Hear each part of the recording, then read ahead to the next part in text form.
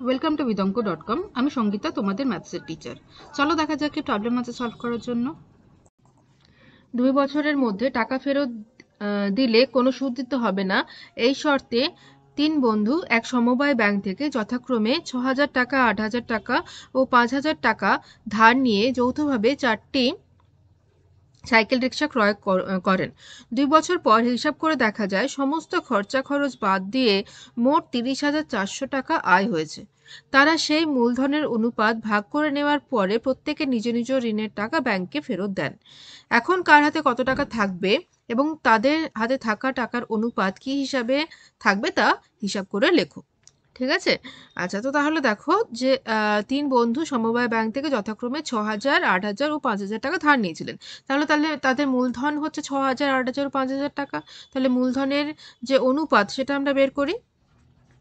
মূলধনের অনুপাত হচ্ছে 6,000 = 8,000 = 5,000। ঠিক আছে, দ্যাট ইজ নাথিং বাট, যদি 1000 দিয়ে ভাগ করে দাও 6:8:5। ওকে। আচ্ছা, এবারে যে মোট আয়টা হয়েছে সেটা হচ্ছে 30,400 টাকা। মোট আয় হচ্ছে 30,400 টাকা। তো 30,400 টাকার মধ্যে প্রথমজন কত পাবে? প্রথমজন পাবে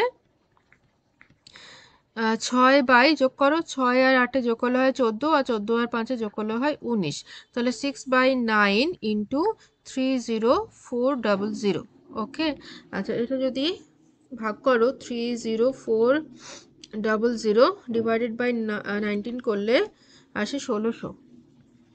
ঠিক আছে, তো এটা 1600 হলে 16×3 = 96, 2 শূন্য, তাহলে 9,600 টাকা পাচ্ছে প্রথম জন। আচ্ছা, দ্বিতীয় জন কত পাবে? দ্বিতীয় জন পাবে 8/19 ইন্টু 304, 2 শূন্য, কাটো, এটা হচ্ছে 16, 2 শূন্য। ঠিক আছে, আর 16কে যদি 8 দিয়ে গুণ করো তাহলে আসছে 128, 16 8 128। ঠিক আছে, তো এটা হবে 128, 2 শূন্য টাকা হলো। আচ্ছা, এবারে তৃতীয় জন।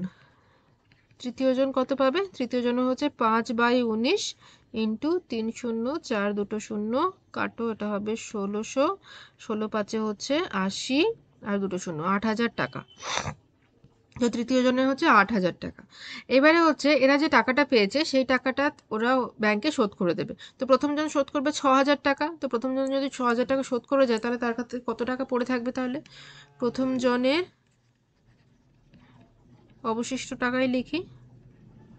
ব্যাংকে শোধ দেওয়ার পরে প্রথম জনের অবশিষ্ট টাকা হচ্ছে, প্রথমজন কত পেয়েছিল দেখো 9,600 টাকা। ঠিক আছে, আমি জাস্ট একটুখানি তুলে রাখছি। 9,600 টাকা, 9,600 মাইনাস 6,000। ঠিক আছে, তাহলে বিয়োগ করলে কত আসছে? এটা 3,600 টাকা। 3600 টাকা থাকছে প্রথম জনের। দ্বিতীয় জনের অবশিষ্ট টাকা কত থাকছে? দ্বিতীয় জন পেয়েছে 12,800 টাকা, আর ও ব্যাংক থেকে নিয়েছিল 8,000 টাকা। চলো একবার দেখে নিই। হ্যাঁ, ব্যাংক থেকে নিয়েছিল 8,000 টাকা। তো ব্যাংক থেকে 8,000 টাকা নিলে তাহলে 8,000 টাকা বিয়োগ হয়ে যাচ্ছে। তো 8,000 টাকা বিয়োগ হলে থাকছে 0,084, তাহলে 4,800 টাকা থাকছে দ্বিতীয় জনের। আর তৃতীয় জনের কত থাকছে? তৃতীয় জনের অবশিষ্ট টাকা হচ্ছে, ও 8,000 টাকা পেয়েছিল, 5,000 টাকা ফেরত দিয়ে দিল, তাহলে থাকছে 3,000 টাকা। ঠিক আছে, তো এই হলো ওদের অবশিষ্ট টাকার পরিমাণ। এবারে বলছে এই অবশিষ্ট টাকার আমাদের অনুপাত বের করতে হবে। ঠিক আছে, তাহলে অনুপাত কত হবে?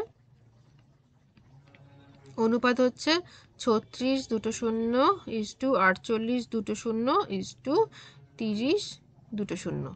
ঠিক আছে, শূন্যগুলো সব বাদ গিয়ে এলে হবে 36 = 48 = 30। ঠিক আছে, তো এটাকে আমরা যদি 3 দিয়ে করি, 12 3 36, 16 3 48, 10, আবার যদি 2 দিয়ে করি তাহলে আসবে 2 6 12, 2 8 16, 2 5 10।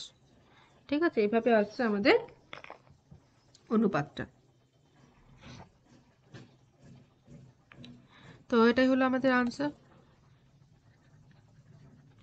থ্যাংক ইউ ফর ওয়াচিং বিদঙ্ক.com। অঙ্কের আরও প্রবলেম এবং সলিউশনের জন্য আমাদের ওয়েবসাইট অবশ্যই ব্রাউজ করো।